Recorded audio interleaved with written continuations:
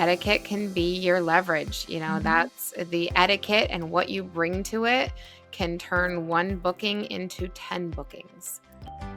You're listening to the Voiceover Casting Corner podcast. VCC is brought to you by the Voicecaster, the country's first and oldest voiceover casting house established in 1975. The Voicecaster casts thousands of voices every year across all genres, and we're excited to give you an inside look at the casting process direct from our casting team.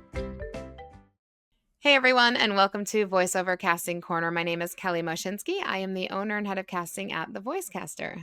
And I'm Kathryn Horan. I'm the senior casting director here at the Voicecaster. So on today's episode, we want to talk about something that is very near and dear to our hearts. Like we deal with and talk about every day. It's a big thing that we talk about all the time, and that is etiquette. Etiquette with your reps, your agents, managers, as well as with casting directors and your direct contacts for all of your direct marketing. Etiquette is huge, and I feel like it's a thing a lot of actors don't really understand. So we want to come to you with information and some tips and tricks before it becomes a problem. This industry is so big on it. It's honestly, it's more about relationships than it even is about talent. So it's like building those relationships is so important. And it's like you don't get blacklisted for a bad take, but you can get blacklisted for bad communication, poor etiquette, things like that. So it's one of those things where you just have to kind of be aware of what you're putting out into the world. There are things that we might say today that you may not even realize, like, oh, I do that and they hate that. We're here to share all of that with you so that you can make adjustments as needed. So let's start with agents and managers. So your representation. A big question people have is, when should they be reaching out? And so when you do reach out to your agent or manager, make sure you keep your email short, keep it clear, short and to the point is always really good. Be respectful of their time.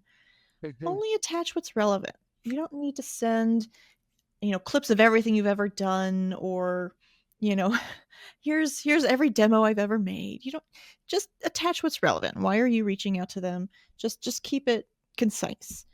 And then never send a checking in email without a purpose. And this goes for us as well. Like we tell people, it's good to stay on, top of mind. You want to stay on people's radar, but don't be checking in constantly. And make sure when you do check in that there's a purpose to it, not just purely to say hello. Let us know, hey, here's my newest commercial demo, or here's a commercial I just booked, or hey, I'm in this show. Kind of incorporate it all in. So you're checking in, but you're also letting us know that you're working or you're booking things. So make sure there's always a purpose behind it. A little cheat with this too is if you're like, oh, but I haven't booked anything. How do I stay top of mind? Even just a thank you for an audition gives you a reason for reaching out, showing gratitude, whether that's to casting or your agent, just a thank you for the opportunity. That's kind of a way to get around the not having a purpose, but still being able to check in.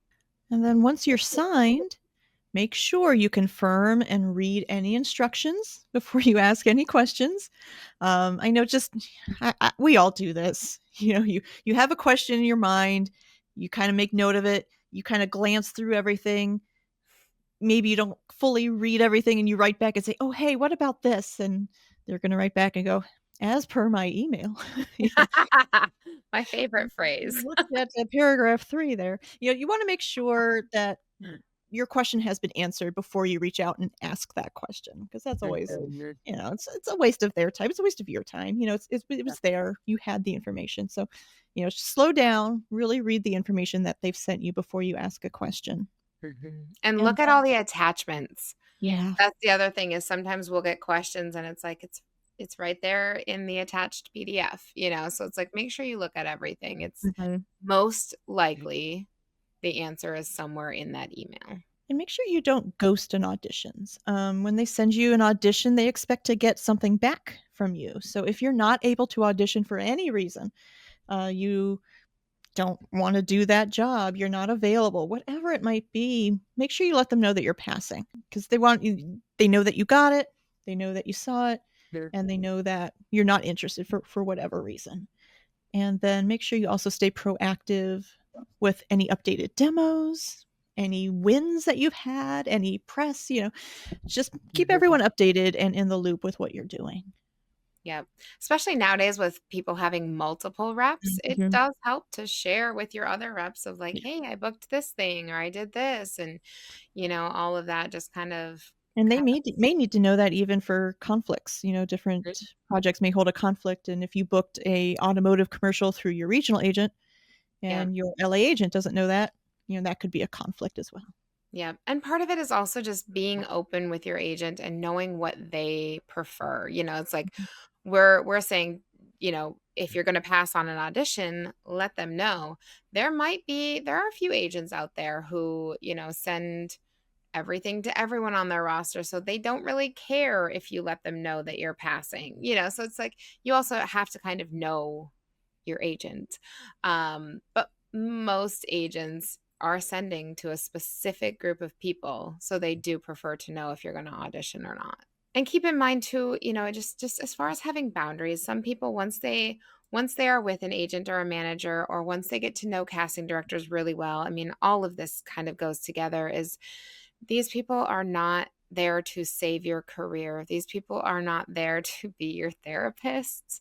So, it's like just keep that in mind. They're not the ones that you need to go to every time you're like in a crisis of I haven't booked in a month and I feel like I What suck. am I They doing are wrong? not there to stroke the ego to help you build that confidence. That's where community comes in. It's like make sure you have your voiceover people to pump you up.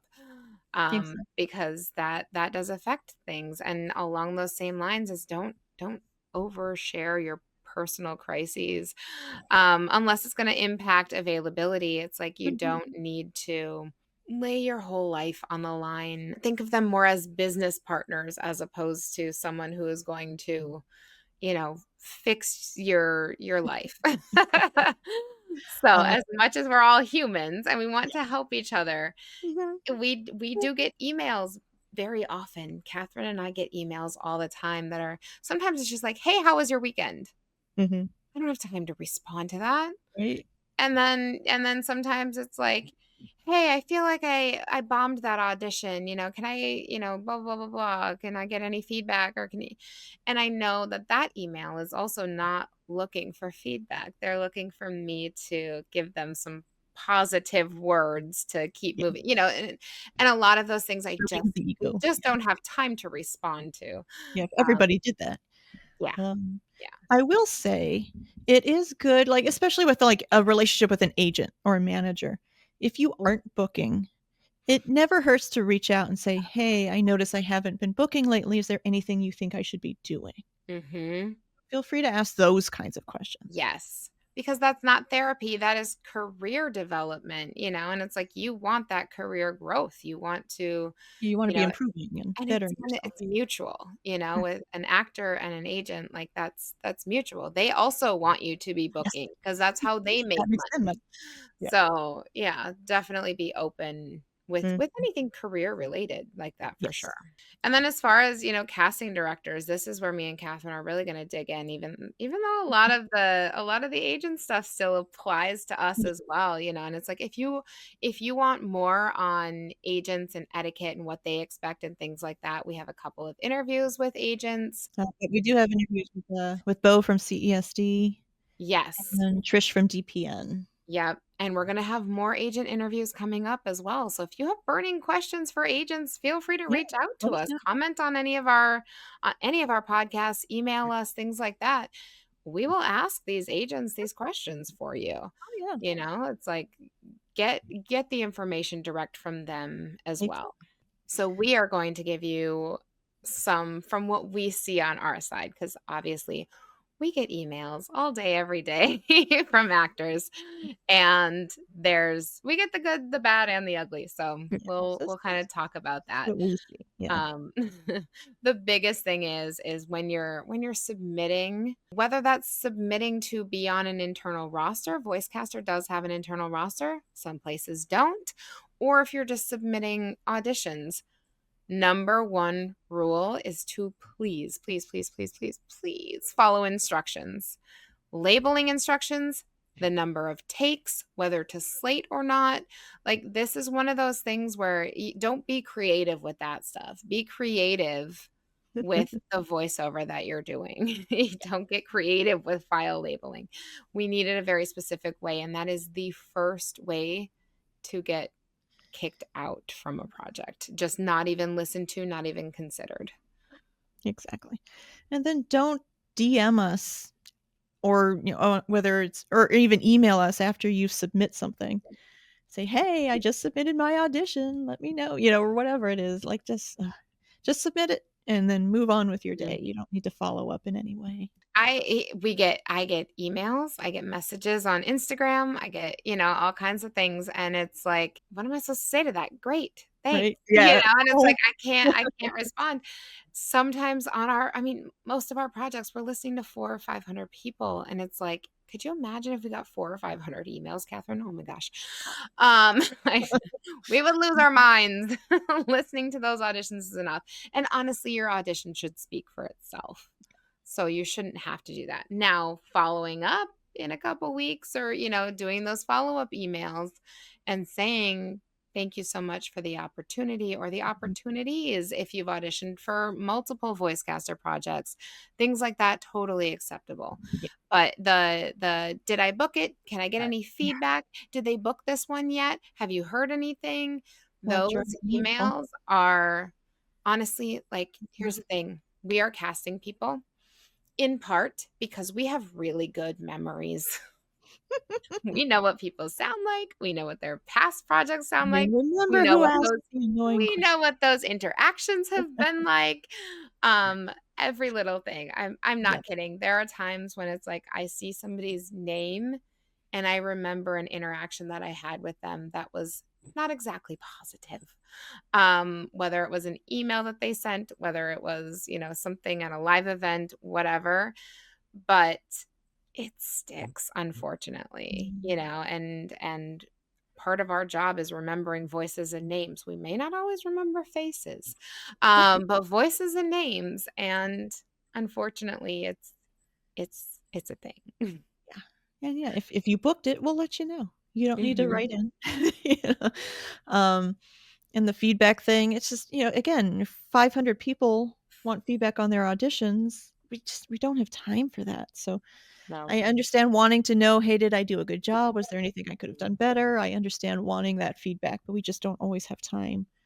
So And if best if you really do want in-depth feedback, what I would suggest is doing like a coaching yeah. with either one of us or whoever you coach with, and get some feedback that way. Yeah. Me and Kathryn both offer private coaching, and we offer consultations where we can just listen to auditions Mhm. and give you And feedback, give you yeah, exactly.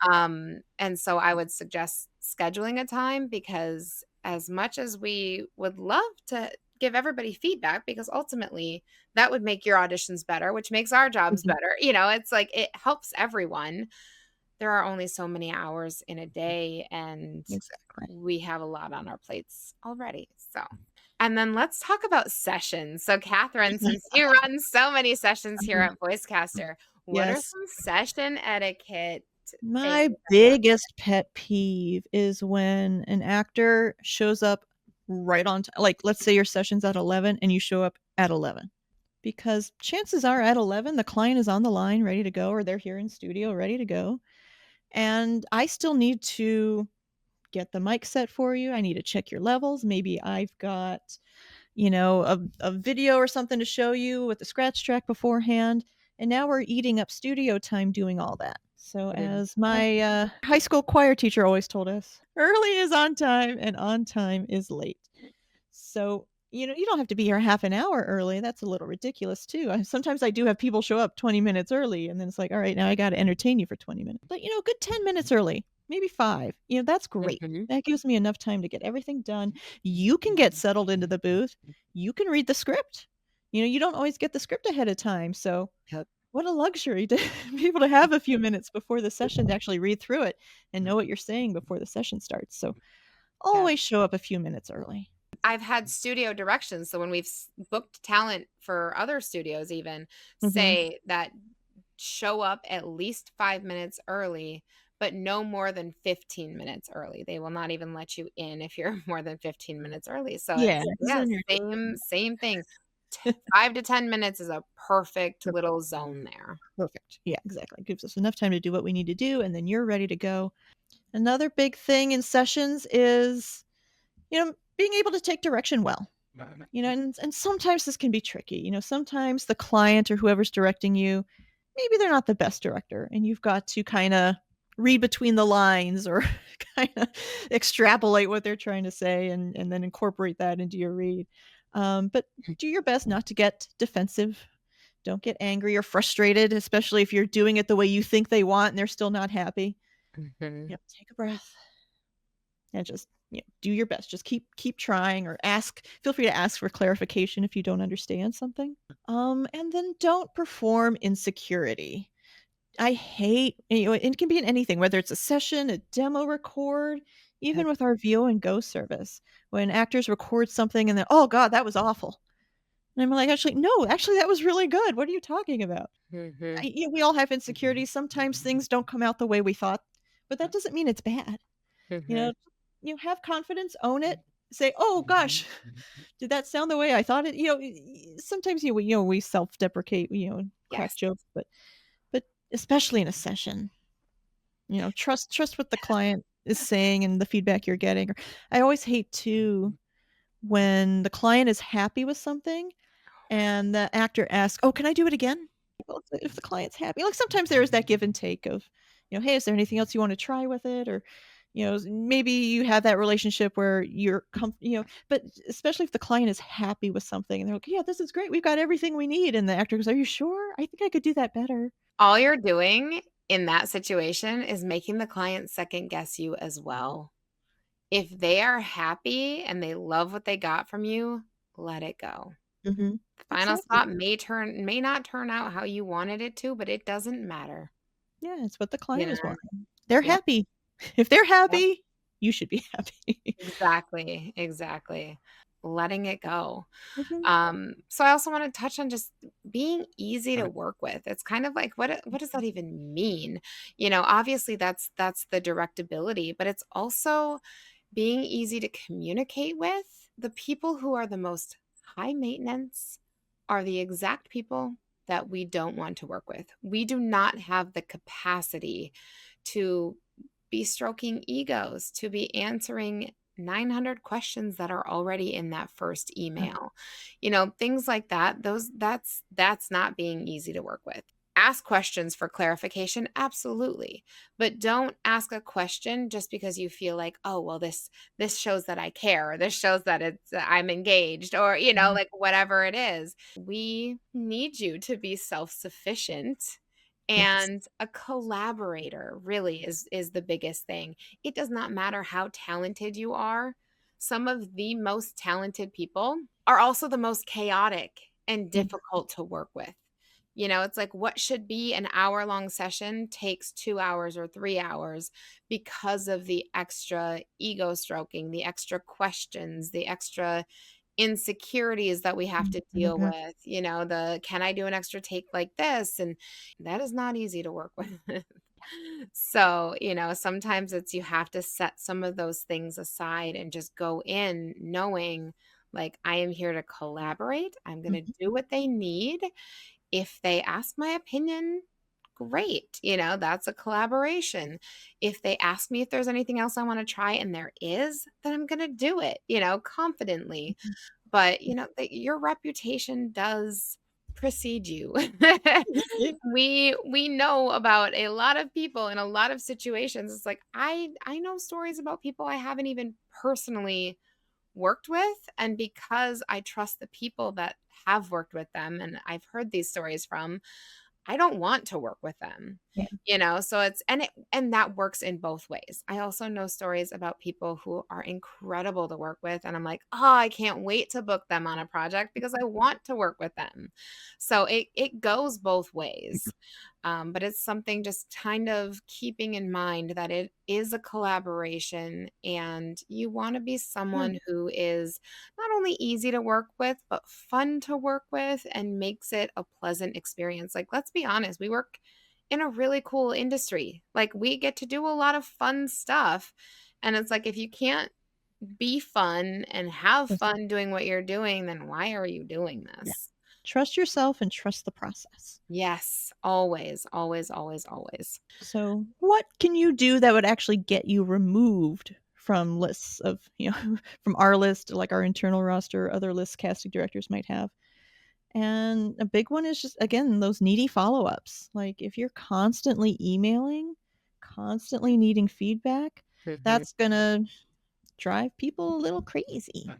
Anytime you want to argue about something, whether it's, arguing about direction or arguing about, rates or terms or things that were outlined for you, that stuff's going to get under our nerves.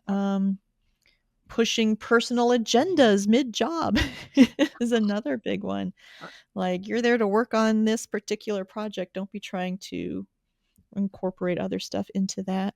Mhm. And then making the job about your feelings instead of what the client wants. Again, we kind of touched on that. The client, if they're happy, take that as a win, even though you may not be thrilled. Maybe you thought you could have done better. Well, keep that to yourself. If the client's happy, Yep. you should be happy too. Trust that they know what they're looking for and what they want to hear and that they got it.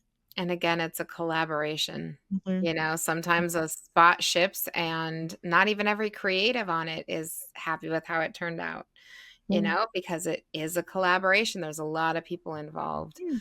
So what are some positive behaviors that can make you memorable? I would say number 1 is 0 drama. Like, if you just don't bring the drama into it, amazing.